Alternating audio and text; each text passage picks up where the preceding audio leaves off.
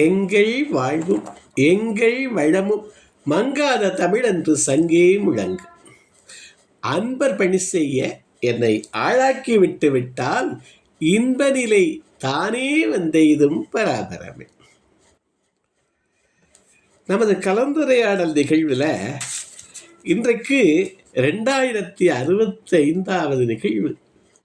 மிகச்சிறப்பாக இந்த தளத்தை நிறுவி கொண்டு செலுத்துகிற தமிழியலன் கண்ணம்மா அவர்களையும், இதற்கு ஆணிவேராக விளங்கி எல்லோரையும் பலமுறை தொடர்பு கொண்டு இந்த நிகழ்வுகளை எல்லாம் ஒருங்கிணைக்கிற இனிய நண்பர் திருக்குறள் காமராசு, திருக்குறள் பரப்பலையே தன்னுடைய வாழ்வுப்பணியாக கொண்டுள்ள இனிய நண்பர் திருமிகு காமராச ஐயா அவர்களையும், அவரோடு தோளோடு தோள் நின்று ஒத்துழைத்து இதை சிறப்பாக ஒருங்கிணைத்து செல்கிற இனிய நண்பர் தில்லி வாழ் திருமிகு பிரமநாயகம் ஐயா அவர்களையும் கூட தினந்தோறும் வந்து இதற்கு ஆதரவளிக்கிற திருமிகு அன்னபூரணி அம்மாள், நமது பாவரசன் திரு தென்மொழிப்பண்ணன் அவர்கள் இன்று மிக அருமையாக பாடக்கூடியவர்கள் என்று பயணத்தில் இருக்காரு.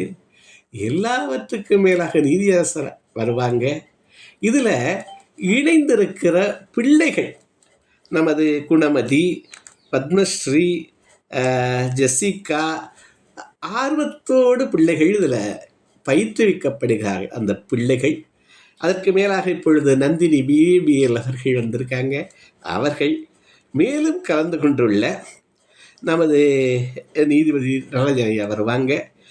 சீர்காழி செல்வராஜ், திருமிகு சாமிநாதன் பல்லடம், திருமிகு முருகேச பாண்டியனுடைய அழைப்பை ஏற்று மற்றுமுள்ள ஒவ்வொருவரையும் வணங்கியும், இந்த நான் இன்று பேச எடுத்துக்கொண்ட ஒரு நூலே அப்பா அப்பப்பா அப்படிங்கிற நூல். இந்த நூலினுடைய நூல் ஆசிரியர் திருமிகு சோமசுந்தரம்.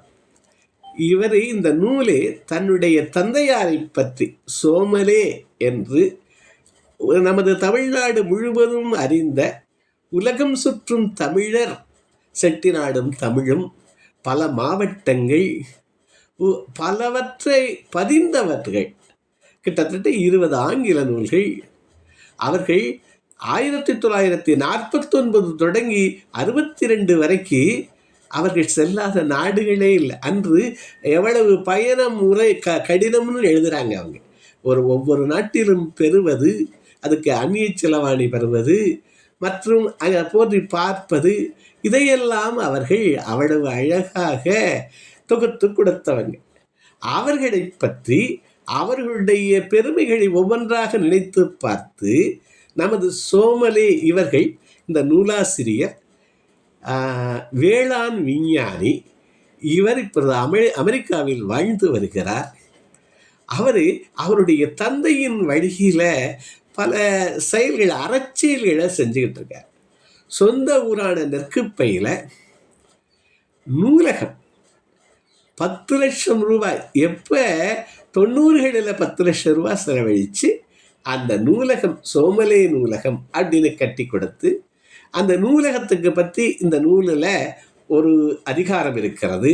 அது சொல்லுகிற போது அந்த நூலகத்தினுடைய பெருமை, அதனாலே அந்த ஊர் பெற்ற பெருமை மற்றும் சோமலே அவர்கள் அதை பின்பற்றி வந்த அவருடைய திருமகனார் பெற்ற பெருமைகளை எல்லாம் அதோடு சேர்த்து நான் பெற்ற பெருமையும் நான் எதுவும் அதே மாதிரி அந்த நூலகங்களுக்கு எங்கிருந்தாலும் செல்பவன், அதையெல்லாம் அந்த பகுதியில் பகிர்ந்துக்கிறேன். இந்த மாதிரி ஒவ்வொன்றாக அவர் பகிர்ந்துக்கிட்டு வர்றார். இதற்கு ஒரு போது அவருக்கு வியக்கிறார், அப்பப்பா என்று வியக்கிறார். அவர் சொல்றாரு, இந்த ஒரு நூல் ஒவ்வொருவரையும் அவருடைய தந்தையாரை பற்றி எண்ணி பார்க்க வைக்கும். அவ்வாறு எண்ணி பார்க்க வைத்தால் நான் வெற்றியடைந்திருக்கிறேன், இந்த நூல் வெற்றியடைந்திருக்கிறது என்பது பொருள்னு எழுதுகிறார். என்ன மற்றவர்கள் என்ன உணர்கிறார்களோ இல்லையோ, நான் என்னுடைய தந்தையை பற்றி நான் பல முறை இதை படிக்கிற போது எண்ணி பார்த்தேன், பெருமிதமும் அடைந்தேன். நான் இன்னும் கூட தந்தையாரை போற்றி இருக்க வேண்டுமோ அப்படின்னு நினைச்சேன். 4 வகை தந்தையாரை சொல்கிறாரு, அதையும் சொல்கிறேன். இதற்கு அணிந்துரை எழுதியிருக்கிறவர் அந்த நமது உலகம் சுற்றும் தமிழரான சோமலே போலவே பல இடங்களிலும் பல ஊர்களுக்கும் சென்று தொடர்ந்து பயணக்கட்டுரைகள் எல்லாம் எழுதிய நமது திருமிகு லேனா தமிழ்வாணன் அவர்கள் இதனுடைய முன்னுரையை கொடுத்துருக்காங்க. அழகான முன்னுரை. எண்ணுரை அப்படிங்கிறதுல அவர் சொல்றாரு, அப்பா என்ற சொல் மிகுதியை வியப்புடன் அப்பப்பா வியப்புடன் வெளிப்படுத்தும் சொல்லு. அப்பாவின் நற்பண்புகளை, விடாமுயற்சியை, ஒவ்வொன்றுக்கும் நிகழ்ச்சி கொடுத்திருக்காரு. தன்னம்பிக்கை, தொலைநோக்கு பார்வை, கடின உழைப்பு, சுறுசுறுப்பு, நன்றி உணர்வு. இந்த நன்றி உணர்வுக்கு ஒரு அதிகாரம் எழுதியிருக்காரு. அது மிகச் சுவையாக இருக்கிறது. அதையும் பகிர்ந்துக்கிறேன்.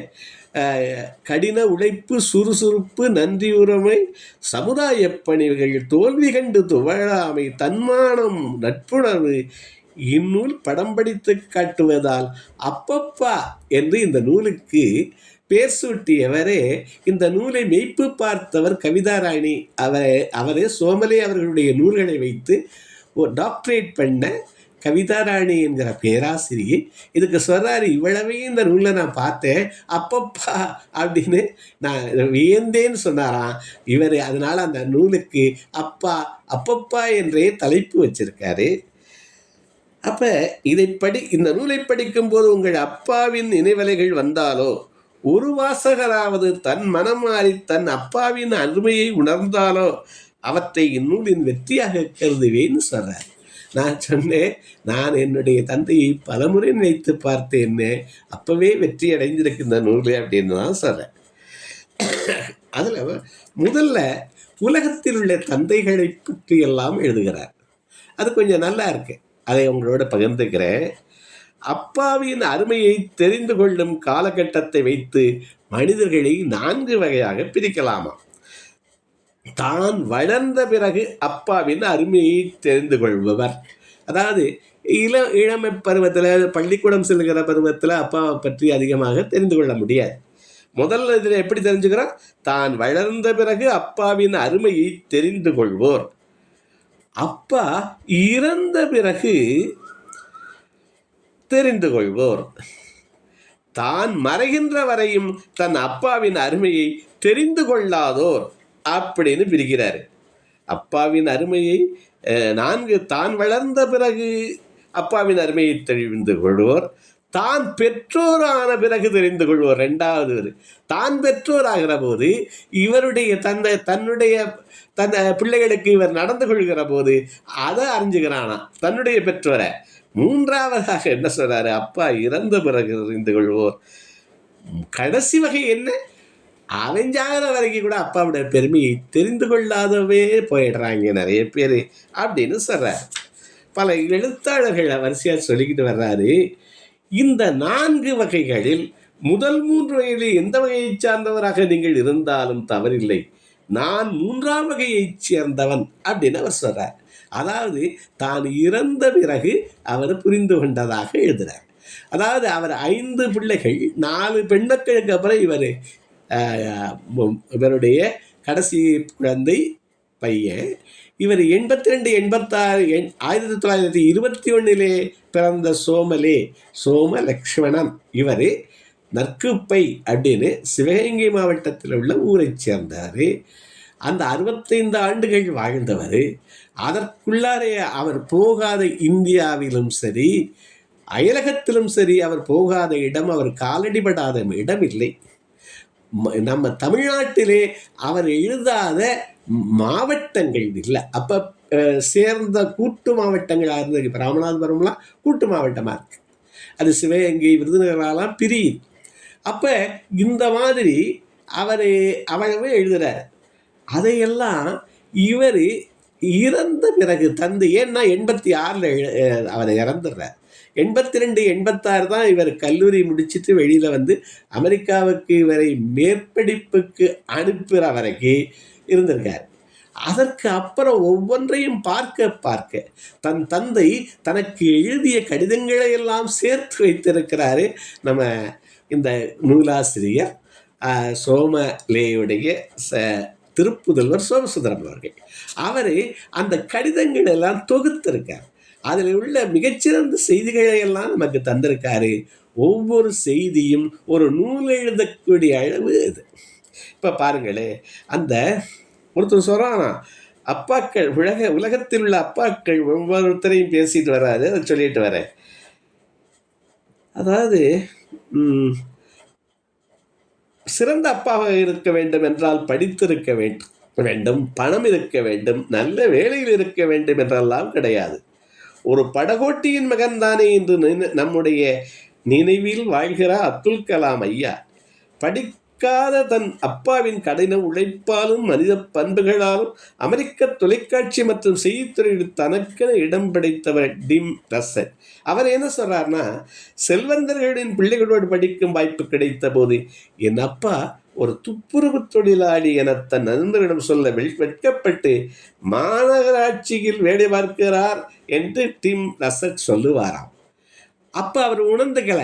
அதற்கு அப்புறம் தான் அப்பாவுடைய பெருமையை அவர் உணர்றார். அதைத்தான் மறைந்த பிறகு உணர்ந்தவர்கள் அப்படின்னு எழுதுறாங்க.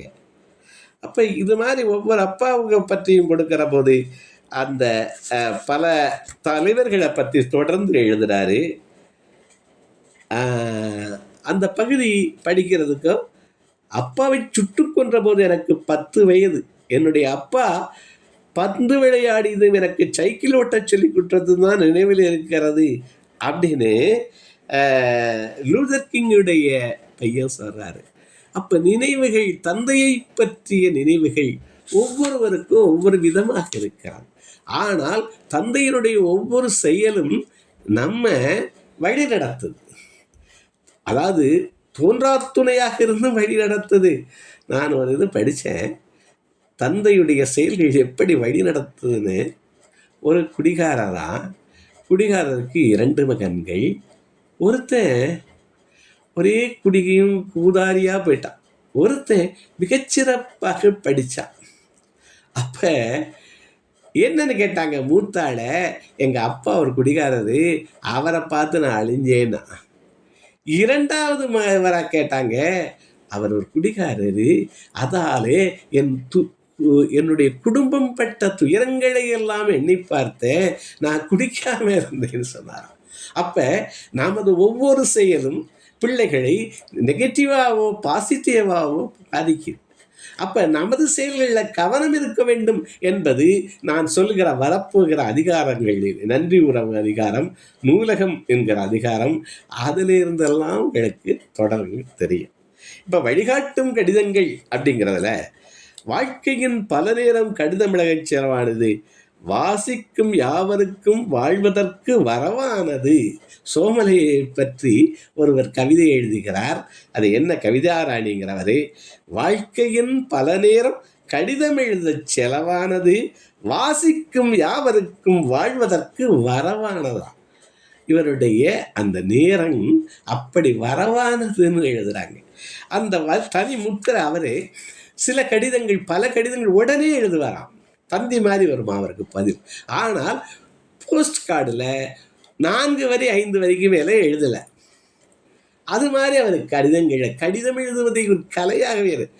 ஆனால் இவருடைய பையனுக்கு எழுதிய கடிதங்கள் நமது நேரு மகான் தன்னுடைய பிரியதர்ஷினி என்கிற இந்திராவுக்கு எழுதிய கடிதங்கள் போல அதனுடைய தொகுப்பு பல தன்முன்னேற்ற கருத்துக்கள் அதில் அடங்கியிருக்கு. அந்த தொகுப்புக்களை நான் சிலவற்றை சொல்லுகிறேன். இவர் 60 கருத்துக்களை நமது கதாசிரியர் இந்த கடிதம் எழுதுறார். இதில் ஒரு ஒரு ஒரு ஆர்வமூட்டுவதா அல்லது ஒரு செய்தி என்னன்னா, இவருடைய இறப்பு எப்படி நிகழ்ந்திருக்கிறது. ஒரு கடிதம் எழுதி அதை அண்ணாநகர் போஸ்ட் ஆஃபீஸில் போய் மெட்ராஸில் போஸ்ட் பண்ணுற போது போஸ்ட் பண்ணிட்டு உட்கார்ந்துருக்காரு, மயங்கி இறந்துருக்காரு. அப்போ அந்த கடிதம் எழுதுவது அப்படிங்கிறது அவருக்கு எவ்வளவு பிடித்தமாகவும் இருந்திருக்கிறது, அதுவே அவருடைய வாழ்வாகவும் இருந்திருக்கிறது. கவிதாராணி அவர்கள் சொல்லுகிற போது, வாழ்க்கையின் பல நேரம் கடிதம் எழுத செலவானது, வாசிக்கும் யாவருக்கும் வாழ்வதற்கு வரவானது. அவர் 1982 கோவையிலிருந்து இவர் இருக்காரு. அப்போ வேளாண்மை பல்கலைக்கழகத்தில் முதுகலைக்கழக பயிற்சி சென்றது முதல் அவர்கள் இறந்த 4/86 வரை அமெரிக்காவிலிருந்து எனக்கு கடிதம் அனுப்பியவுடனே இவருக்கு எழுதின கடிதம் சென்னை அண்ணாசாலை அலுவலகத்திலேயே மாரடைப்பால் இறந்தார்கள். இப்படி அவருடைய என் கடிதங்கள் உள்ள அவர் எழுதியிருக்காராம், அறிவுரைகள் தான் பல பெரியவர்கள் வாழ்வு மூலம் கற்றுக்கொண்டவை, நான் பல பெரியவர்களின் வாழ்வு மூலம் கற்றுக்கொண்டவை. நான் இறந்த பிறகு என் கடிதங்களை நீ வைத்திருந்தால் இதன் அருமை உனக்கு 10 வருடங்களுக்கு பிறகு தெரியும் என டிசம்பர் 6, 1982 எழுதியிருக்கார். அவர் எழுதினது அந்த தொலைநோக்கு பார்வை. இந்த 10 வருடங்களிலே இவர் பண்பட்டு மிக பெரிய வேளாண் விஞ்ஞானியாகி அவருடைய திருமகனார் திரு சோமசுந்தரம் அவர்கள் என்னென்னலாம் செஞ்சிருக்காருங்கிறது ஒரு பெரிய பட்டியல். அங்கு நார்த் அமெரிக்கா அந்த சங்கங்களோடு அது தவிரவும் இந்த டிஹெச்எஃப் அப்படின்னு ஒரு அறக்கட்டளை மூலமும் பல வகைகளில் தன்னுடைய பணத்தையும் தான் சேர்த்த பணத்தையும் வைத்து பல திட்டங்கள் அவர் செஞ்சிருக்காரு. சோமலே அவர்களுடைய திருமகனார் இந்த நூலுடைய தந்தை ஆசிரியர். நான் 3 இடத்திற்கு அவர் செய்த அறச்செயல்கள் நடக்கிற இடத்திற்கு சென்றுள்ளேன். ஒன்று நெற்குப்பையில் இருக்கிற அரசு நூலகம். அதை தான் ஏற்று அந்த நூலகத்தில் நூலக கட்டடம் கட்டி கொடுத்து தன்னுடைய தந்தையார் நினைவாக அந்த நூலகத்தை அரசு நூலகத்திலே ஒன்றாக ஒரு சிறந்ததாக இன்று எல்லா இடங்களிலும் பேசப்படுகிற நூலகமாக மாற்றியிருக்கிறார். எப்படி மாற்றியிருக்கிறார்?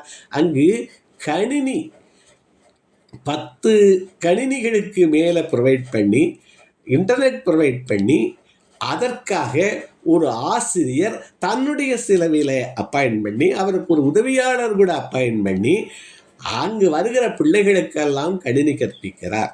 இது ஒன்று. அங்கு வருகிற கிராம மக்கள் எல்லாம் வைஃபை இருக்கிறதுனால அவருடைய உறவினர்களோடு பேசவும் அது வழிவகுக்கிறது. அது 2. அந்த நூலகத்தை தொடர்ந்து பராமரித்து பல விழாக்கள் நடத்துகிறாரு. அங்கு கோடை முகாம் நடத்துகிறார். அந்த கோடை முகாமுக்கு நான் 2 முறை இன்டர்நெட் மூலமாகவும் 1 முறை நேரிலும் சென்று அதை கோடை முகாமில் கற்றுக்கிட்டேன். ஒரு 4வது 5வது படிக்கிற பிள்ளையிலேருந்து 10, 9 படிக்கிற பிள்ளைகள் வர அந்த நிகழ்ச்சி நடக்குது. ஒரு 25 நாள். அது தவிர பிள்ளைகளை பயணம் தன்னுடைய தந்தை எவ்வளவு உயிராக கருதினார் என்பதை நினைவில் வைத்து தன்னுடைய அந்த பிள்ளைகளை ஒரு வேன் மூலம் ஒரு பஸ்ஸு பேருந்து ஏற்பாடு செய்து அதன் மூலம் வருடம் ஒரு முறை அந்த பள்ளிச்சிறார்களை சுற்றுலாவுக்கு அழைத்து செல்கிறார். இது தொடர்ந்து அந்த நூலகம் சிறப்பாக நடைபெறுகிறது. இதற்கு அப்புறம் அவருடைய தந்தையார் கொடுக்கம்பட்டிங்கிறதுக்கு மேலூருக்கு பக்கத்திலே பேப்பனையன்பட்டி அப்படி என்கிற ஊரில் ஒரு விவசாய ஒரு பிஞ்சை நிலம், அந்த நிலத்தில் கோயில் கட்டியிருக்காங்க.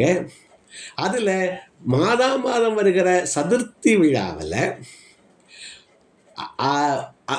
மதிய உணவோடு பிள்ளைகளுக்கு என்னை போன்ற நண்பர்களை அழைத்து நல்ல வார்த்தைகளை சொல்கிறார். அந்த வாரங்களில் அந்த போன சதுர்த்தியிலேருந்து இந்த சதுர்த்தி வரைக்கும் உள்ள யாருக்கு திருமண நாள்னு சொன்னாலும் கூட அவங்களுக்கு ஒரு பரிசு. யார் வந்திருக்கிற கிராம மக்கள் பிள்ளைகள் யார் பிறந்த நாள்னு சொன்னாலும் ஒரு பரிசு. வந்திருக்க பிள்ளைகளுக்கெல்லாம் ஒரு சிறு நூல். அப்போ ஒவ்வொரு மாதமும் சதுர்த்தி விழாவுக்கு ஒரு 15-20,000 ரூபாய் செலவழிக்கிறார். அது தவிர அந்த பேப்படையம்பட்டியில் ஒரு கம்ப்யூட்டர் சென்டர் வச்சு அங்கே இருக்கிற பிள்ளைகளுக்கு, அதாவது படித்த இளைஞர்களுக்கு சென்னையில் கனெக்ஷன் வாங்கி அந்த வேலைகளும் அவர்கள் கற்று வெளியிடங்களுக்கு கூட இருக்கிறார். இது பூரா தந்தை அவர் சொல்கிறாரே 10 ஆண்டுகள் கழித்து உனக்கு புரியும்னு தந்தை எழுதினாரே, அதை மனசில் அதான் நடந்திருக்கு. என்று நான் பார்க்கிறேன். அப்ப அப்பா எனக்கு எழுதிய கடிதங்கள் ஒரு அப்பா தன மகளுக்கு எழுதிய கடிதங்கள் மட்டுமல்ல, படிக்கின்ற அனைவரும் பயன்பெறலாம். இதோ அப்பாவின் அனுபவ உண்மைகள் அப்படின்னு 60 உண்மை எழுதியிருக்கார். ஒரு சிலவற்றை படித்துவிட்டு நான் நூலகம் பற்றியும் அவர் நன்றியுணர்வு பற்றியும் எழுதியிருக்கிறத தொடர்ந்து பார்க்கிறேன். இப்ப பிறரிடமிருந்து நீ எதிர்பார்ப்பதையும் உன் தேவைகளையும் குறைத்துக்கொள். இது முதல் அவர்கள் எழுதுகிற அனுபவம். மினிமலிசம் அப்படி இன்னைக்கு பேசுகிறோம். எப்போ ஏமாற்ற வருகிறது? தேவைகளை பெருக்கிற போது, எதிர்பார்ப்பை கூட்டுகிற போது, ஐயோ அவன் செய்யலையே அப்படின்னு எதிர்பார்ப்பு, எனக்கு கிடைக்கலையே என்றா பொறாமை எப்போ வருது? ஒப்பீடு எப்போ வருகிறது? எல்லாம் இதில் தான் வருது. அப்போ முதல் இது பிறரிடமிருந்து நீங்க எதிர்பார்ப்பதையும் உன் தேவைகளையும் குறைத்துக்கொள். இது முதல். இது வாழ்க்கையில் அடிக்கடி மற்றவர்களின் எண்ணங்களை கேள். அப்படி கேட்பதனால் அவர்கள் சொல்வதை நீ ஒத்துக்கொள்வதாக அர்த்தமில்லை. சில எண்ணங்கள் உனக்கு திருப்பு முனையாக அமையும். இப்ப பெரியாரை துணைக்கொள்ளுங்கிறது திருக்குறள். அது வழுக்கிற நிலத்துல ஊன்றுகோலா இருக்குமா? பெரியார் என்ன சொல்றான்? உற்ற நோய் நீக்கி உறாமை முற்காக்கும் பெற்றியார் வேணிக்கொழல்னுச்சு. வந்ததை போக்குவானா?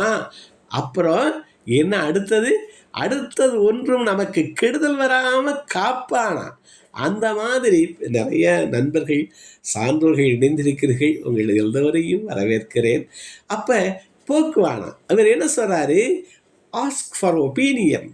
ஆனாலும் அந்த ஒப்பீனியனில் எது சிறந்ததுன்னு பார்த்து பின்பற்று. அது திருப்புமுனையாக அமையும்னு சொல்கிறார். அதே மாதிரி முக்கியமானவர்கள் சந்திப்பிற்கு பிறகு அந்த சந்திப்பில் கற்றுக்கொண்டதை உடனே எழுதி வைத்துக்கொள். இது அவர் சும்மா சொல்லலை, அவரை எப்போ இருந்தாலும் எழுதி வைத்துக் கொள்வாராம் சோமலே அவர்கள். இவ்வளவு எழுதுனதுக்கு காரணம் அவர் எழுதி வச்சுக்குவாராம். அவர் காலையில் எழுந்ததும் எல்லா பேப்பர்களையும் வாங்கிட்டு வருவாராம்.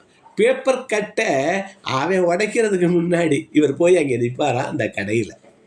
அதை பேப்பரை வாங்கிட்டு வந்துட்டு எல்லாரும் படித்து கிழிச்சியான்னு கேட்பாங்க. இவர் பெரிய படித்து கிழிச்சியான்னு. இவர் என்ன பண்ணுவாராம்? கையில் கத்திரிக்கோலோடு அமருவாராம். ஒவ்வொன்றையும் ஒரு மாகாண செய்திகள். இப்போ நமது ராமநாதபுரம் மாவட்டத்தில் என்னென்ன செய்திகள் வருதோ அதெல்லாம் கட் பண்ணி ராமநாதபுரம் மாவட்டத்துக்கு ஒரு பெட்டி வச்சுருப்பாராம். அவர் கிட்டத்தட்ட மாவட்டங்கள், ஒன்றிணைக்கப்பட்ட மாவட்டங்களை பற்றி 10 நூல்கள் எழுதியிருக்கார். அந்த நூல்களில் ரொம்ப டீட்டெயில்ஸை கொடுத்துருக்காரு. அதெல்லாம் எப்படி வந்துச்சு? ஒவ்வொரு நாளும் படிக்கிற போது அந்த மாவட்டத்தை ஒரு நண்பர்கிட்ட சொன்னாராம், மதுரை மாவட்டம் இந்த பெட்டியில் இருக்கிறதுனாரா. அப்போ மதுரை மாவட்ட செய்திகளை முழுவதும் அந்த பெட்டியில் அடங்கிடுது. அப்போ அந்த கத்திரிக்கோளோட இருந்து அதை கட் பண்ணி ஒவ்வொன்றுக்குள்ளேயும் வச்சுக்குவாராம். அதே மாதிரி எல்லா செய்திகளும் அவர் செய்திகள் இன்றைக்கு இன்ஃபர்மேஷன் இஸ் பவருங்கிறோம். ஒரு காலத்தில் நாலேஜ் இஸ் பவர்னாங்க. இன்றைக்கு இன்ஃபர்மேஷன் இஸ் பவருங்கிறாங்க. அதற்கு அவர் வழிகாட்டியாக இருந்திருக்கிறார். எல்லாத்தையும் கட் பண்ணி சில நேரங்களில் சொல்கிறாங்க, ஒரு சாதாரண ஒரு டிக்கெட்டோட ஒரு பயணச்சீட்டுக்கு பின்புறம் எழுதிக்கிட்டு வந்து அதை மறுபடியும் நோட்டில் எழுதிடுவாராம். அப்போ இந்த எழுது அப்படிங்கிறது அவர் தாரக மந்திரமாக வைத்திருக்கிறார். ரிக்கார்டு அப்படிங்கிறத இன்று நாம் ரொம்ப பேசுகிறோம். டுடூ லிஸ்ட் ரெக்கார்ட் சொல்கிறோம், கிராட்டிடியூட் ஜேர்னல் சொல்கிறோம். ஜேர்னல் நமது இதெல்லாம் எழுதி வைக்க சொல்லுகிறோம். இவர் சொல்கிறாரு, வாழ்க்கை அதாவது முக்கியமானவர்களின் சந்திப்புக்கு பிறகு நிறைய நேரங்களில் யாரை சந்திச்சோம்னு தெரியல. சந்திச்சதை ஒரு சின்ன இதில் எழுதி இந்த நாள் இன்றைக்கு அவரை பார்த்தோம்னு எழுதுனா என்றைக்காவது அது பயன்படும். சிறுகுத்து திரும்பும் பல்குத்த உதவும் வாங்க. இன்று இப்போ இது கனெக்ஷன்ஸ்னு சொல்கிறோம். இந்த கனெக்ஷன் இஸ் கலெக்ஷன் நான் நிறைய பேருக்கு சொல்கிறேன். கனெக்ஷன் அப்படிங்கிறதெல்லாம் அவர் என்ன சொல்றாரு, முக்கியமானவர்கள் சந்தித்த பிறகு அந்த சந்திப்பில் கற்றுக்கொண்டவற்றை உடனே எழுதி வைத்துக்கொள். உலக மொழிகள் அனைத்திலும் எல்லோரும் மிகவும் விரும்பி கேட்பது அவர்கள் பெயரைத்தான். குழந்தைகள் உட்பட அனைவர் பெயரையும் நினைவில் வைத்து சரியாக உச்சரித்து பழகுனார். உச்சரித்து பழகு. அந்த அந்த நம்ம அடுத்தவருடைய பேரை சொல்லுகிற போது அவர் எழுதுகிறது மாதிரியே நான் கூட வட எழுத்து ஒரி தான் எழுதுறது. ஆனால் அவர் ராஜசேகரன் எழுதுனா அந்த ராஜசேகரன் அவர் விரும்புகிறாரு அந்த பேரை அப்படியே எழுதிடுவேன். நானா அவருடைய பேரை எழுதுனா நான் மாற்றி எழுதுவேன். லட்சுமணன் லக்குவன் அவர் எழுதினாலும் நம்ம லக்குவன் எழுதுனா, அவர் லட்சுமணன் எழுதுனா அப்படித்தானே, அவருடைய பேர் தானே. அப்போ அவர் எப்படி விரும்புகிறாரோ அப்படி உச்சரித்து பழகுலாம். இதெல்லாம் சாதாரண வார்த்தைகள் இல்லை. நான் இந்த 60 வச்சு 2 மணி நேரம் நம்ம ஒவ்வொருத்தரும் ஒரு உரையாற்றலாம். அந்த உறவுகள் மனசுக்கு அவ்வளவு இன்பம் கொடுக்குது. உறவு பேரை சேர்த்து கூப்பிடுகிற போது நான் அண்மையில் என்னுடைய உறவினருக்கு ஒருத்தருக்கு நண்பருக்கு தொலைபேசியில் பேசுறதுக்காக முயன்றேன். அவருடைய பொண்ணு எடுத்தாங்க, காலேஜில் படிக்கிற பிள்ளை. அது எடுத்துட்டு அப்பாவா மாமா இப்போ தான் மாமா வெளியில் போனாங்க மாமா, வந்தா மாமா, என்னவங்க மாமா சொல்லணும் மாமான்னு சொன்னாங்க. கேட்டுச்சு அந்த பொண்ணு. அந்த அந்த வார்த்தைகள் அந்த மாமா மாமான்னு சொன்னது எனக்கு ரொம்ப அந்த பொண்ணு மேலே ஒரு பதிவும் பாசமும் ஏற்பட்டது. அப்புறம் யாரோ அந்த பொண்ணை பற்றி கேட்டபோது மிகுந்த அக்கறையோட அன்போடு பதில் சொன்னேன், நான் ரொம்ப சிறந்த பெண் அப்படின்னு. அப்போ அந்த உச்சரித்து அடுத்தவர்களுடைய பெயரை எழுதி பழகுங்கள், உச்சரித்து பழகுங்கள், கூப்பிடுங்கள்னு சொல்றதுலாம் ரொம்ப சிறந்தது. உறவினர் பற்றிய செய்திகளை உனக்குள் வைத்துக்கொள். ஓர் உறவினரை பற்றி மற்றொருடம் சொல்லாதே.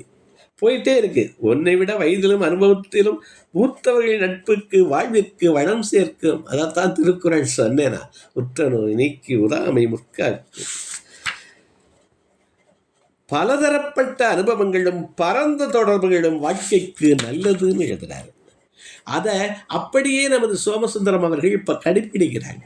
அவர்கள் இன்று அமெரிக்காவிலே, அந்த தென் அமெரிக்கா வட அமெரிக்காவிலே வாழ்கிறவர்கள் பலருக்கும் இன்று அந்த அமெரிக்கா வாழ் வேளாண் விஞ்ஞானி அவர்களுடைய பேரை சொன்னாலே தெரிகிறார். 19 வயது மகிழ்வான தருணம்.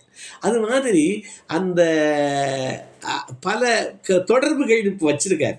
அந்த தொடர்புகளை அவர் எதற்கு பயன்படுத்துறாரு அப்படின்னா சமுதாய பணிக்கு பயன்படுத்துறாரு. குருகுலம் 5 குருகுலத்தை பற்றி எழுதுகிறார். ஒரு குருகுலம் வேதாரண்யம்.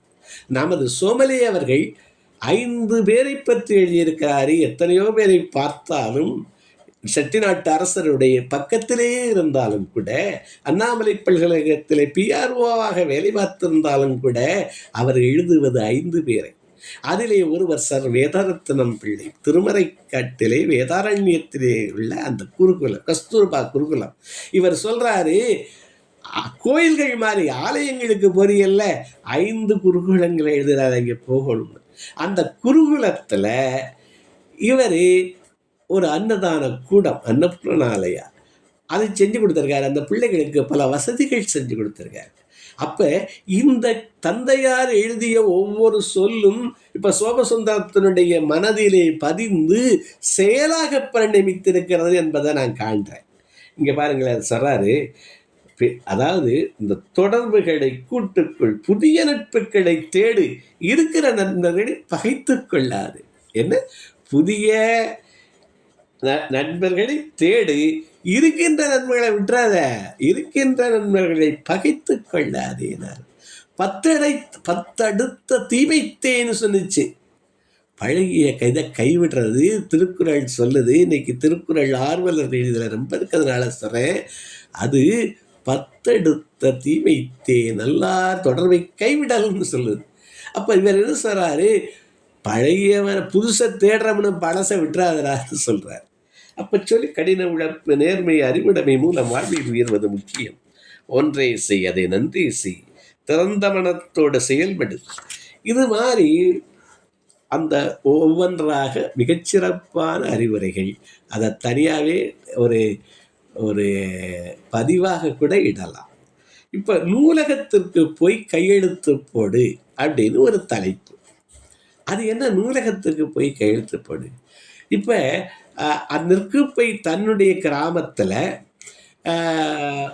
வங்கி, தொலைபேசி இணைப்பகம், காவல் நிலையம் இவ்வளவு வர்றதுக்கு நூலகம் வர்றதுக்கு காரணமாக இருந்தவர் நமது சோமலே அவர்கள். அவருடைய ஊர் நெற்குப்பைன்னு நான் சொன்னேன். இவர் அது கோயிலுக்கு பக்கத்தில் இருக்கான். ஆலயத்துக்கு போகிற போதெல்லாம் இவர் நூலகத்தில் போய் கையெழுத்து போட்டு தான் சோமலே போவாங்களாம். அதே மாதிரி அந்த பழக்கத்தை தன்னுடைய மகனுக்கும் உண்டாக்கியிருக்கார். அது எங்கே கொண்டே நிறுத்தி இருக்குன்னா, இவர் அமெரிக்காவிலே எந்த நூலகத்திற்கு போனாலும், எந்த ஊருக்கு போனாலும் அந்த நூலகத்துக்கு போறாரு, அதில் கையெழுத்து போடுறாரு. அப்படி போட்டு இவருக்கு என்ன ஞாபகம் வருது, தன்னுடைய ஊரில் இருக்க நூலகத்தை மேம்படுத்தணும்னு ஞாபகம் வருது. இன்று கணினி யுகம், கணினி கொடுக்கணும்னு ஞாபகம் வருது. இவ்வளவு யாரு? தந்தை காட்டுகிறார். இந்த அரவிந்தம் சௌத்ரின்னு ஒரு பெரிய தன்னம்பிக்கை எழுத்தாளர். அவர் அதாவது குஞ்சு பொறிச்சதுக்கு அப்புறம் தானே கவுண்ட் த சிக்கன். அவர் எழுதின நூல் குஞ்சு பொறிக்காததுக்கு முன்னாடியே கவுண்ட் த சிக்கன்னு ஒரு நூல் எழுதுகிறார். அதற்குள்ள காரணங்களை எல்லாம் சொல்கிறார். கொஞ்சம் எதிர்பாருங்கள்ங்கிற காரணங்களை எல்லாம் அரவிந்தம் சௌத்ரின்னு சொல்கிறார். அவர் என்ன சொல்கிறார், அவருக்கு எப்படி நூலக பழக்கம் வந்துச்சாமா, அவருடைய தந்தை என்ன பண்ணுவாராம், நூலை எடுத்துகிட்டு வந்துடுவாராம். எடுத்துகிட்டு வந்துட்டு இந்த நூலை ரிட்டர்ன் பண்ணுறது இருக்குல்ல, அதை ஒரு 11 வயதுகளில் இருந்த 13 வயதில் இருந்த மகனிடம் கொடுத்து இதை கொண்டு போய் நூலகத்தில் இதை ரிட்டர்ன் பண்ணிடுன்னு சொல்லுவாராம். அவன் போய் அப்போ நூலகத்தில் கொடுக்குற போது பிறவற்றையும் பார்ப்பானான். அப்புறம் அப்படி படித்து தான் எனக்கு இவ்வளவு ஒரு இது வந்தது. பல நூல்கள் எழுதியிருக்கார், அதை படித்து பாருங்கள். ஒரு மேனேஜ்மெண்ட் குரு அவர். எனக்கு நூலகம் கன்றமாணிக்கம் என்னுடைய சொந்த ஊர். நான் நூலகம் 6வதிலிருந்து 11வது வரைக்கும் என்னுடைய 2வது பள்ளி நூலகம்தான். வீட்டுக்கு வரவும் நூலகத்துக்கு போயிடுவேன். அதற்கு காரணம், என்னுடைய தந்தையார் நூலகத்துக்கு வரமாட்டாங்க. ஆனால் கீழே 8 மணிக்கு கீழே இருந்து கூப்பிடுவாங்க. அது நூலகத்தில் தம்பின்னு சத்தம் கேட்டவன் நூலகர் போப்பா அப்படின்ட்டுருவார். அப்படி நூலகம் போனேன். இப்போவும் நான் எந்த ஊருக்கு போனாலும், கல்கத்தா போகிற போது நேஷனல் லைப்ரரி போனேன். அமெரிக்காவுக்கு போன போது எந்த ஊருக்கும், ஹூஸ்டன் போனது, சியாட்டில் போன போது ஒவ்வொரு ஊருக்கும் அங்கே இருக்க லைப்ரரிக்கு போனேன். அப்போ இந்த லைப்ரரி பழக்கத்தை இந்த தொட்டில் பழக்கம் மாறிக்கொண்டாடுறது தந்தையாரால் நிகழ்கிறது. அது சோமலேயாவில் நிகழ்ந்திருக்கிறது. அதை சோமசுந்தரம் அவர்கள் பின்பற்றி இருக்கிறார்கள். அவரை ஏற்பழக்கங்களை நூலகத்தினுடைய வெளிப்புறத்தை போட்டிருக்கார் படத்தில். அங்கு அவருடைய அது எப்படி தேவாலயம் போல அந்த நூலகம் கட்டப்பட்டுள்ளதுன்னு சொல்கிறார். அதே மாதிரி இப்போ கல்கத்தாவில் இருக்கிற நூலகம் பாஷா பவன் அவ்வளவு அருமையாக பழைய கல்கத்தா இது லண்டன் இவங்க இருந்தவங்க ஆங்கிலேய அதிகாரி இருந்ததை நூலகமாக மாற்றி இருக்கிறார்கள். கல்கத்தா நேஷனல் லைப்ரரி கட்டாயம் பார்க்க வேண்டி. தமிழுடைய உயர்ந்த புத்தகங்கள் பூரா அங்கே இருக்குது. அப்போ அந்த நூலகம், அதை நான் சொல்லிட்டேன். அந்த நெற்குப்பை நூலகத்தில் என்னென்னலாம் பண்ணியிருக்காரு. நான் பயணம் செய்யும் ஊர்களில் அது சிவகங்கை மாவட்டத்தில் குக்கிராமமான உலகம்பட்டியாக இருந்தாலும், அமெரிக்காவில் ஹவாய் தீவுகளில் மலைகளில் உள்ள குக்கிராமம் இருந்தாலும், பள்ளிகள், பல்கலைக்கழகங்கள், பெருநங்கள் இப்படி செல்லுமிடமெல்லாம் அந்த ஊர் நூலகத்தை பார்க்கும் ஆர்வத்தை தூண்டியவர் அப்பா தான். அந்த ஊக்கத்தின் விளைவாக நெற்குப்பை நூலக வளர்ச்சியின் வெற்றியிலும் இன்று தமிழ்நாடு அறக்கட்டளை மூலம் பல அமெரிக்க தமிழர்கள் தமிழக நூலகங்களில் வளர்ச்சியிலும் ஆர்வம் கட்டி வருகின்றனர் எழுதுகிறார். இது மாதிரி பலவித, ஒரு நூலகத்துக்கு சென்றால் பல ஆலயங்களுக்கு சென்ற மனநிறைவு எனக்கு ஏற்படுகிறதுன்னு சொல்றாரு. பயன் உண்டு. இது நான் முற்றிலும் உடன்படுகிறேன். என எனக்கு அந்த அனுபவம் உண்டு. நான் ஆலயங்களுக்கு சென்றால் அந்த கடவுளரை வழிபடுவதை விடவும் கூட அதன் மேலே எங்கள் பகுதியிலெல்லாம் பாடல், தேவாரம், திருவாசகம் எல்லாம் எழுதி வச்சிருக்காங்க. அதில் அந்த பாடல்களில் எனக்கு அந்த தமிழ் மீது இருக்கிற ஒரு இது, அந்த இது இறைவன் மீது எனக்கு இருக்குது இல்லை அப்படிங்கிற ஒரு இது. ஆனால் அந்த தமிழ் மீது எனக்கு மிகப்பற்று உண்டு. அதனால் இந்த நூலகமும் ஆலயமும் அவர் ரெண்டும் சொல்லுகிறது எனக்கு ரொம்ப இதுவாக இருந்தது. நான் இன்னும் ஒரு 10 நிமிடத்தில், உரிய 45 நிமிடத்தில் இதை முடிக்கிறேன். கப்பல் கவிழ்ந்தாலும் கன்னத்தில் கை வையாதேன்னு சொல்லியிருக்கார். தந்தையுடைய அந்த தோல்விகளை எல்லாம் எழுதி அவர் எப்படி எழுந்தார் அப்படின்னு எழுதுகிறார். ஒரு மனிதன் எப்படிப்பட்டவன் என்பதை நிர்ணயிப்பது வாழ்வில் அவன் எத்தனை முறை கீழே விழுந்தான் என்பதை வைத்தல்ல, எவ்வளவு விரைவாக எழுந்து தொடர்ந்து சென்றான் என்பதை பொறுத்ததே அப்படின்னு அவர் தந்தையாருடைய வாழ்விலே நிகழ்ந்த பல இதில் அண்ணாமலை யூனிவர்சிட்டியில் மிக முக்கியமான வலதுகரம் போல அரசருக்கு இருந்தது. பிறகு அதை ஒரு இதில் நிகழ்வில் வெளியில் வந்தது. அப்புறம் பணியே எழுத்து பணியை முழுப்பணியாக எடுத்து நடத்தியது. பலவற்றை எழுதுகிறாரு. அதெல்லாம் இவருக்கு பாடம். அப்போ அதாவது சோமலே என்றால் தெரியலே என்று சொல்ல மாட்டார்கள் அப்படின்னு ஆனந்தவர்கள் எழுதினாங்களாம் ஒரு சமயத்தில். அந்த மாதிரி அவருடைய நூல்கள். அப்போ குண்டுச்சட்டிக்குள் குதிரை ஓட்டாதேன்னு ஒரு இது இருக்கு. அது சொல்கிறாரு, இந்த பெண்ணி எந்த ஊருக்கு போனாலும் இது ஒரு அறிவுரை. அந்த ஊர் கைடு ஒருத்தரை எடுத்துக்கன்னு சொல்கிறார். அந்த கைடுக்கு செலவழித்தது செலவல்ல, மூலதனம்னு சொல்கிறார். ஏன்னா நீ ஒரு ஊருக்கு பார்க்க போகிறாய், அதனுடைய முக்கிய நிகழ்வுகள் அவருக்கு தான் தெரியும். அதனால் சரியான கைடை ஒருத்தரை வச்சுக்கங்கிறாரு. அதுக்கு என்ன சொல்கிறாரு, அது பென்னி வாய்ஸ் பவுண்ட் ஃபுலிஷ் மாதிரி இருக்குது. பேனா பேப்பர் இல்லாமல் வெளியில் செல்லக்கூடாதுங்கிறார். எங்கே போனாலும் ஒரு பேனா பேப்பர் வச்சுக்க சொல்கிறாங்க. இன்று கையில் ஒரு நூல் இது இருக்குது. நம்மகிட்ட எல்லாருக்கும் தொலைபேசி இருக்குது, நோட் பேட் இருக்குது. இப்போ ஐயா நமது நெய்வேலி ஞானசேகரனார் கையில் இதோடே தான் இருக்காங்க. அதே மாதிரி காமராஜையா கையில் ஒன்று வச்சுக்கிட்டு தான் இருக்காங்க. எல்லாரும் கையில் ஒன்று வச்சுக்கிட்டு தான் இருக்காங்க. அப்போ பேப்பருக்கு பதிலாக இப்போ இது வந்துருச்சுன்னு தான் அர்த்தம். அப்போ அது அது இருக்கிறது நமக்கு நினைவு ரொம்ப நாள் இருக்கிறது இல்லை. இதில் பதிந்து வைத்தால் அது பேப்பர் கூட ஓடி போயிடும். இதில் நான் நோட் பேடில் எழுதி வைக்கிறதெல்லாம் இருக்குது. அப்போ இவர் என்ன சொல்கிறாங்க, குறிப்பெடுத்துக்கொள், மறுபடியும் சொல்கிறது, செலவாக நினைக்காதே, உன் அறிவிற்கு மூலதனமாக நினை. விஷயம் தெரிந்த உள்ளூர்காழவனம் சென்றால் தான் உனக்கு இந்த ஊரை பற்றி நன்கு தெரிந்து கொள்ள முடியும் அந்த அப்படின்னு சொல்கிறார். இதே மாதிரி அதுக்கு குண்டு சட்டிக்குள் குதிரை ஒட்டாதே, குட்டுப்பட்டாலும் மோதிரக்கையில் குட்டுப்படுன்னு சொல்லியிருக்காரு. அமெரிக்காவுக்கு நான் சென்றவுடன் அவர்கள் எழுதிய முதல் கடிதங்களில் தமிழர் மற்றும் இந்தியர் என்ற வட்டத்தில் மட்டும் பழகி அயல் நாட்டில் வாழும் அருமைகள் தெரியாமலே இருந்து விடாதே என்று குறிப்பிட்டு குண்டுச்சட்டிக்குள் குதிரை வெட்டாதேன்னு சொல்றார். அதே மாதிரி அங்கு போகிற போது இப்போ பலர் அயல் நாட்டுக்காரரோடு இவர் பழகுவதனால பல வாய்ப்புகள் பெருகுது அப்படின்னு நமது லக்ஷ்மணன் அவர்கள் எழுதுகிறாங்க, சோமசுந்தரம் அவர்கள் எழுதுகிறாங்க. அப்புறம் இதே மாதிரி அவருக்கு ஊருக்கு பேங்க் வந்தது ஒரு ஆர்வமூட்டுகிறது. அப்புறம் தன்னுடைய மகனுக்கு கிடைக்கவில்லையாட்டாலும் தன்னுடைய தன்மானத்தை பார்த்துக்கிறாரு. அப்புறம் நன்றி கருதல், இன்றுதான் அவரை பார்க்க வேண்டும். அப்போ செய்திகளை எல்லாம் செல்வம் போல சேர்த்தவர்கள் அப்பா. தினமும் காலை 6 மணிக்கு நான் சொன்னேன், எல்லாம் ஆயிட்டு. ஆரம்பி அவர்களுடைய தொடர்பை எழுதுகிறாரு, அதெல்லாம் சிறப்பாக இருக்கு. அப்புறம் குன்றக்குடி அடிகளாருடைய தொடர்பை பற்றி எழுதுகிறாரு. அதற்கப்புறம் சான்றோர்களை பற்றி எழுதுகிறாரு. இந்த நன்றி மொழித்திறனே வாழ்வுக்கு மூலதனம் அப்படிங்கிறது ரொம்ப சிறப்பானது. அதனால் அவர் வளர்தமிழ் அப்படின்னு ஒரு நூல் எழுதி அது பல இடங்களிலும் பல யூனிவர்சிட்டியில் அது பாடமாக இருக்கிறது அப்படின்னு எழுதியிருக்கார், அயல் நாட்டு இதில் தமிழை பற்றி. அப்புறம் இதோடு நான் இதை நிறைவு செய்கிறேன். தினமும் ஒரு நன்றி. இது என்னை ரொம்ப பாதித்தது. நன்றி சொல்லுவது அப்படிங்கிறது சாதாரண விஷயம் இல்லை. அதாவது பொதுவாக நம்மிடையே நன்றி உணர்வு குறைந்து கொண்டே வருகிறது. அப்பா போன்றவர்கள் என்று அதிகம் இருந்தால் நன்றி உணர்வை நமக்கெல்லாம் நினைவுபடுத்தி கொண்டே இருப்பார்கள் என்ற ஏக்கம் இருக்கத்தான் செய்கிறது.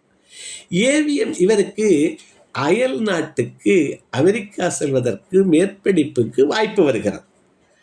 அதற்கான விமான பயணச்சீட்டை ஏவிஎம் சரவணனுக்கும் அவர்களுடைய தந்தையாருக்கும் இருந்த தொடர்பாலே, அவர் மேலே வைத்திருந்த மரியாதையாலே அந்த பயணச்சீட்டை ஏவிஎம் சரவணன் அவர்கள் வாங்கிடுறார்.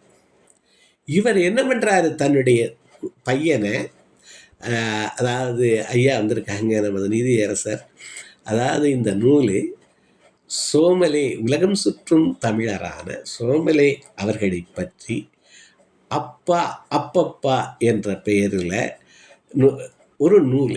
இந்த நூலுடைய ஆசிரியர் அமெரிக்க வாழ் விஞ்ஞானி சோமலே அவர்களுடைய திருமகனார் திரு சோமசுந்தரம். அவங்க இந்த நமது சோமசுந்தரம் அவர்கள் நெற்குப்பையில் தன்னுடைய தந்தையார் பேரில் 90களில் 10 லட்சம் ரூபாய் செலவில் அரசு நூலகத்துக்கு நூலகம் கட்டி கொடுத்து புத்தகங்களை பராமரித்து அதில் கணினிகள் வச்சு கணினிக்குன்னு ஒரு ஆசிரியரையும் போட்டு, அது தவிரவும் பக்கத்தில் இருக்க பிள்ளைகளை, கற்றல் குறைபாடு உள்ள பிள்ளைகளுக்கு பல நிறுவனங்கள் வழியாகவே ஒரு ஆசிரியரை நியமித்து அந்த ஆசிரியருக்கு பணம் அந்த நிறுவனங்கள் இவருடைய முயற்சியாலேயும் அந்த நிறுவனத்தின் முயற்சியாலும் டிஹெச்எஃப் மூலமும் கொடுக்கறதுக்கெல்லாம் ஏற்பாடு பண்ணார். அவர் தன்னுடைய தந்தை உலகம் சுற்றும் தமிழர் என்று போற்றப்பட்ட பல மாவட்டங்களை பற்றி நூல் எழுதினவர். பல நாடுகளில் இப்பொழுது இருக்கிற வசதிகளெல்லாம் இல்லாத போது 48 இருந்து 62 வரைக்கும் 60 நாடுகளுக்கு, ஆப்பிரிக்க நாடுகள் 10 நாடுகள் போயிருக்கார். அதையெல்லாம் எழுதி அவருடைய விடாமுயற்சியெல்லாம் எழுதி அப்பப்பா என்ற பெயரிலே இந்த நூலில் அவர் ஒவ்வொன்றாக எழுதுகிறார். நூலகத்துக்கு எப்படி தந்தையாருடைய செயல் தன்னை ஊக்குவித்ததுங்கிறத எழுதுகிறாரு. தந்தையார் தொடர்ந்து கடித இலக்கியங்களில் அவருக்கு எழுதிய கடிதங்கள், நமது இந்திராவுக்கு நேரு எழுதிய கடிதங்கள் போல, அதாவது உலகமெங்கிலும் தந்தையார்கள் இருக்கிறார்கள் அப்படின்னு தான் நான் பார்க்குறேன். இதை படிக்கிற போது ஒவ்வொருத்தருக்கும் தந்தையாருடைய பற்றி ஒரு நல்ல நினைவுகள் வருது. அவர் இந்த பையனை 4 விதமாக பிள்ளைகளை பிரிக்கிறார். ஒருவர் வளர்ந்த பிறகு தந்தை அறிந்து கொள்வர், இரண்டாமவர் தான் பிள்ளை பெற்ற பிறகு தந்தையை அறிந்து கொண்டவர், தந்தையின் பெருமையை, மூன்றாவது தந்தை மறைந்த பிறகு அவருடைய பெருமையை அறிந்து கொண்டவர், நான்காவது ஒருபோதும் தந்தையின் பெருமையை அறியாத மூடர்கள் தான் வச்சுக்கணும். அப்போ இவர் சொல்றாரு, தான் 3வது வகை தன்னுடைய தந்தையார் இறந்த பிறகு அவருடைய கடிதங்கள், அவருடைய செயல்கள், அவர்களுடைய சொற்கள் ஒவ்வொன்றுமே தன்னை எப்படி பாதித்து தன்னை வழிநடத்தியது அப்படிங்கிறது ரொம்ப அழகாக எழுதியிருக்காரு. அதில் நான் பல விஷயம் சொல்லிட்டேன். இப்போ நன்றி உணர்வை சொல்லி முடிக்கிறேன். அதில் தான் இப்போ சொல்ல வரேன். ஏவிஎம் அவர்கள் அந்த இதற்கு போன போது ஏவிஎம் சரவணன் அவர்கள், இவர் அந்த பையன் எப்போ டிகிரி முடிச்சிருக்காரு, மேல் படிப்புக்கு போகிறார் அமெரிக்காவுக்கு. அந்த விமானச்சீட்டை எப்படி கொடுத்துருக்கலாம், இதை அவரே சரவணன் அவர்களிடம் பெற்று இவர்கிட்ட மகன்கிட்ட கொடுத்துருக்கலாம். ஆனால் அதை செய்யலை. அப்பா என்ன பண்ணுறாங்க, பையனை கூட்டிக்கிட்டு சரவணனுடைய அலுவலகத்துக்கு போய் அவர் கையால் இது பெற சொல்கிறார். அப்படி பெற சொல்கிற போது என்னென்னலாம் இவருடைய மனத்தில் தோன்றும். அப்போ அவரே எழுதுகிறார். அவங்க அப்பாவே சொன்னாராம், இதை நான் கூட சொல்லியிருக்கலாம், ஆனால் நீ மேற்படிப்பிற்கு அமெரிக்கா செல்வதாக நான் திரு சரவணன் அவர்களிடம் சொல்லியவுடன் உன்னுடைய விமான டிக்கெட்டை தான் வாங்கி கொடுப்பதாக சொன்னார்கள். அதை அவர்கள் தபாலில் அனுப்பினாலோ என்னிடம் கொடுத்து நான் உனக்கு கொடுத்தாலோ அதன் அருமை உனக்கு தெரியாது என்றார்கள்.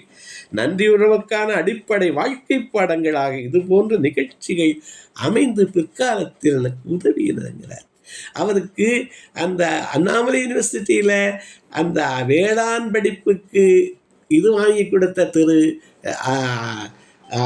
கருங்குளம் ரங்க அரசரிடம் அடுத்தாளாக இருந்து ரங்கநாதன் செட்டியார் என்பவர்களுக்கு நன்றி எழுத சொல்கிறார். அப்பா எழுத சொல்கிறாங்க. எப்படி எழுத சொல்கிறாங்க? எங்கே அமெரிக்கா போனதுக்கப்புறம் நான் படித்து விட்டேன், உங்களுக்கு நன்றி, உங்களால் தான் இந்த நிலைக்கு வந்தேன்னு எழுத சொல்லி விடுறாரு. அப்போ அவர் ஒரு சிவன் பக்தர், அதனால் ஊனா போட்டு சிவமயம் போட்டு அதுக்கப்புறம் எழுத தொடங்க சொல்லி விடுறாரு. அப்போ பிள்ளைகளுக்கு அந்த நன்றி உணர்வை எப்படி அதை காண்பிக்கவும் வழி சொல்லிக் கொடுக்கணுங்கிறது. அப்போ தந்தையை பெற்றவரெல்லாம் பிள்ளை பெற்றவன் இல்லை, பிள்ளையை பெற்றால் அவன் பெற்றவன் இல்லை, பெற்றவன் எண்ணூற்றான்கொல் எனும் சொல்லிச்சு அவையத்து முந்தி இருக்க செய்யணும். அதற்கு படிப்புகளை மட்டும் முந்தி இருக்க செய்யலை, வாழ்க்கை நெறிகளை முழுவதும் சொல்லிக் கொடுத்துருக்கார், தன் அனுபவங்களை எல்லாரும் சொல்லிக் கொடுத்துருக்கார். ஆனால் பெற்றதெல்லாம் பிள்ளை இல்லை, சில பிள்ளைகள் தான் அதை பிடித்து கொள்கிறார்கள். பெற்றவனெல்லாம் பெற்றவனும் இல்லை, பிறந்ததெல்லாம் பிள்ளையும் இல்லை. அந்த பிள்ளைகள் சில பேர்கள் தான் அதை பிடித்து கொள்கிறார்கள். நமது இந்த நூலாசிரியர் தந்தையின் வழிகளை பிடித்து கொண்டு மிகச்சிறப்பான ஒரு வாழ்வு வாழ்ந்து இந்த சமுதாயத்துக்கு தந்தை வழியிலே பயன்பட்டு கொண்டிருக்கிறார் என்பது பெரும் சிறப்பு. அதனால் ஒரு நன்றியுணர்வை வெளிப்படுத்தாமல் இருப்பது ஒரு அழகிய பரிசை வைத்து கொண்டு மற்றவர்களுக்கு கொடுக்காமல் இருப்பதற்கு சமமானதான். நன்றி உணர்வை, நன்றியை சொல்லாமல் இருக்கிறது நம்மகிட்ட ஒரு பரிசு இருக்குது, அழகிய பரிசு. அதை கொடுக்காம நானே வச்சுக்கலாமா? கொடுக்கறதுன்னு சொல்கிறாரு. இது மாதிரி கடைசியில் அறிஞருடைய நூல்கள் முழுவதும் இருக்குது. பயண நூல்கள் வரிசையாக, மாவட்ட நூல்கள், ஆப்பிரிக்க நாடுகள் வரிசை, தமிழ் இதழ்கள், இந்த வளரும் தமிழ் அப்படிங்கிறது அவர் பல அயல் நாடுகளில் தமிழ் கற்பிக்க உதவுகிறதுங்கிறாரு. ஆங்கில கட்டுரைகள், கோவில் குடமுழுக்கு மலர்கள் 20க்கு மேலே இருக்குது. ஆங்கில நூல்கள் சிறப்பு மலர்கள் 20 மலர்களுக்கு மேலே இருக்கிறது. அது மாதிரி பல பரிசுகளும் தந்தையார் பெற்றிருக்கிறார் என்பதையெல்லாம் சொல்லி அப்பா அப்பப்பா என்ற நூலை நிறைவு செய்கிறார். நானும் இந்த சான்றோர்கள் சபையில் நமது இந்த நூலாசிரியர் திருமிகு சோமசுந்தரம் அவர்கள் கலந்து கொண்டிருக்கிற இந்த நிகழ்வில், அதே போல் அவருடைய நண்பர்கள், அமெரிக்க வாழ் நண்பர்கள், வெளிநாடுகள் வாழ்வாழ் நண்பர்கள் கலந்து கொண்டிருக்கிற நண்பர்கள் நிகழ்வில் இவற்றையெல்லாம் கூற கிடைத்த வாய்ப்பை பெருவாய்ப்பாக கருதி கலந்துரையாடல் களத்தினுடைய சான்றோர்கள் ஒவ்வொருவரையும் வழங்கி என்னை பலமுறை தொடர்பு கொண்டு இதை இந்த ஒரு நூலை ஒரு உரை நல்க கேட்டுக்கொண்ட திரு காமராஜ் அவர்களுக்கும் நன்றி தெரிவித்து வணங்கி விடைபெறுகிறேன். உங்கள் மேலான கருத்துக்களையும் நூலாசிரியருடைய ஏற்புரையையும் வேண்டுகிறேன். நன்றி, வணக்கம்.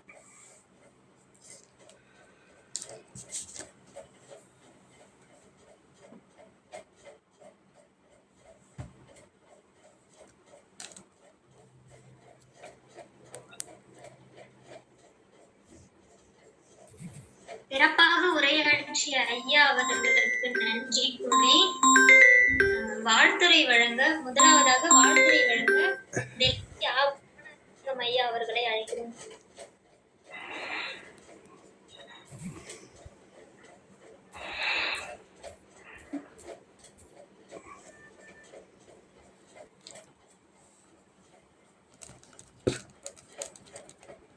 நந்தினி,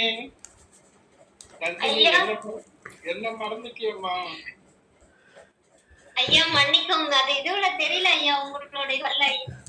முதலாவதாக வாழ்த்துரை வழங்க மதிப்பிற்குரிய நீதியரசர் நடராசன் ஐயா அவர்களை அழைக்கிறோம். நன்றி நன்றி நன்றி நன்றி ஐயா. அனைவருக்கும் வணக்கம். இன்று நமது பேரவையில் ஐயா வினய் தீர்ப்பான் அவர்கள் அப்பா அப்பப்பா என்ற தளத்திலே அருமையாக உரையாற்றி இருக்கிறார். அவரை பற்றி எனது இனிய நண்பர் நெய்வேலி ஞானசேகரன் அவர்கள் ஒரு பதிவு விட்டிருந்தார். அவர் நமது பேரவையின் ஆஸ்தான அரசவை அறிஞர் என்று அவர் சொல்லியிருந்தார். நான் இவருக்கு வேறு பெயர் வைத்திருக்கிறேன்.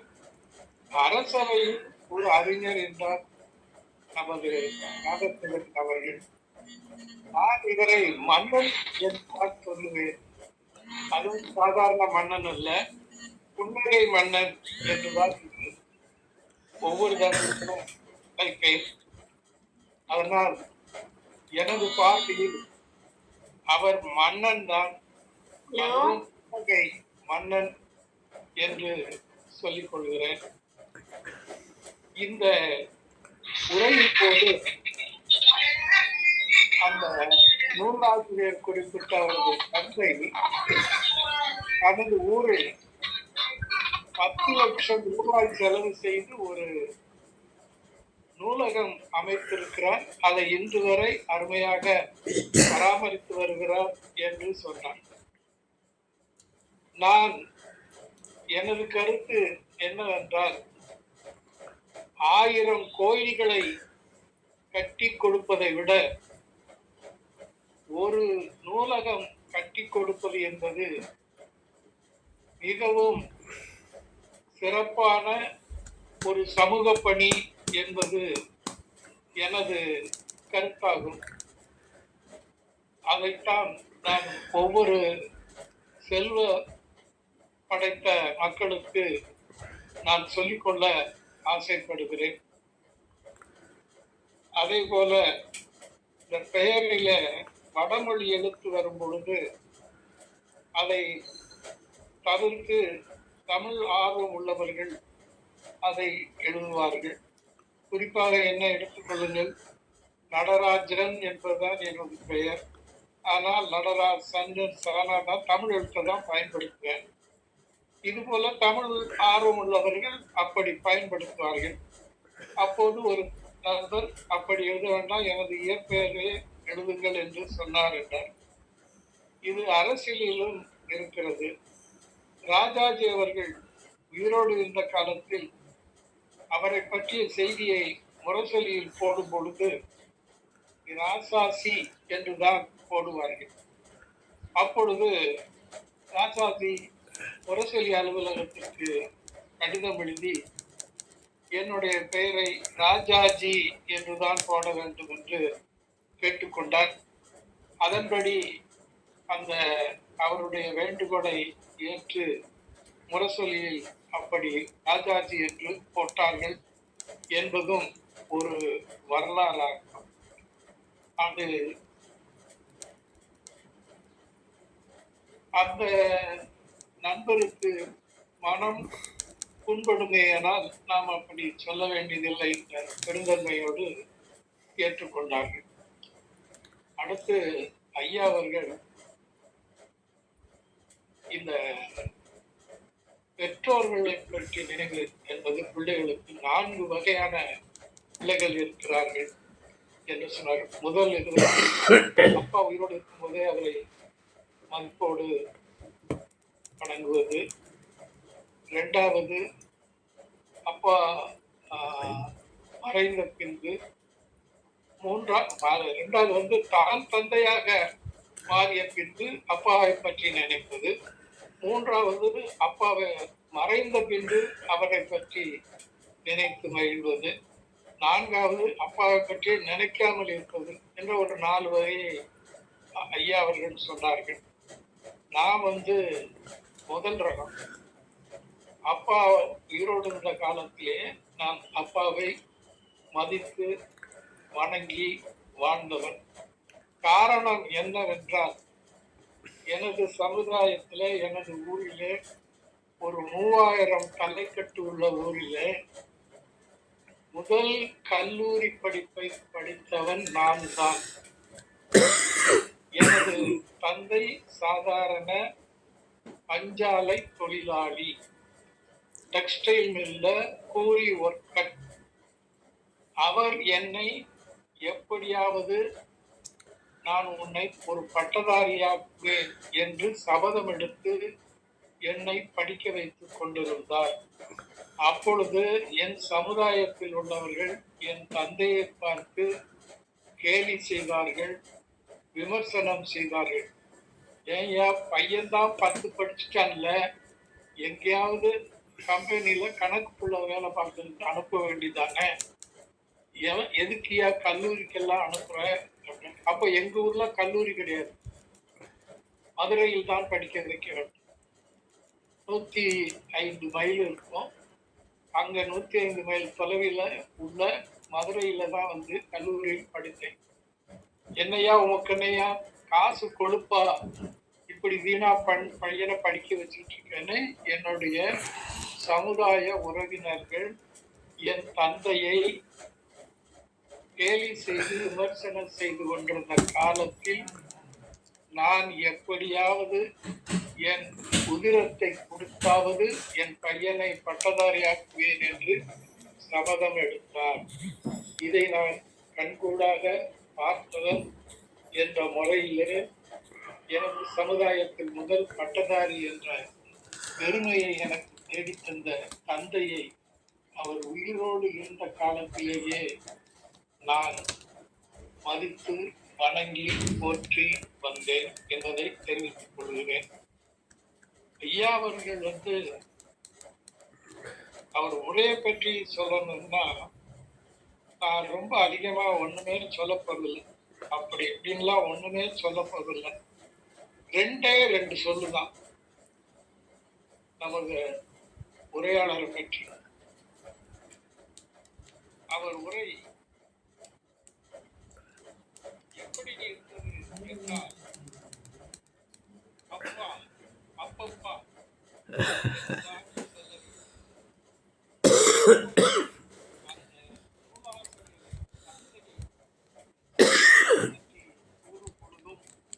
அதே 2 வார்த்தைகள், அப்பா அப்பா என்ற 2 வார்த்தைகளை மட்டுமே சொல்லி முடிக்கிறேன். ஐயா அவர்களுக்கு என் மனமார்ந்த வாழ்த்துகளும் பாராட்டுகளும். நன்றி, வணக்கம். வாழ்த்துறை வழங்கிய நீதியரசர் நடராசன் ஐயா அவர்களுக்கு நன்றி கூறி, அடுத்ததாக வாழ்த்துறை வழங்க மதிப்பிற்குரிய திருக்குறள் காமராஜர் ஐயா அவர்களை அழைக்கிறோம்.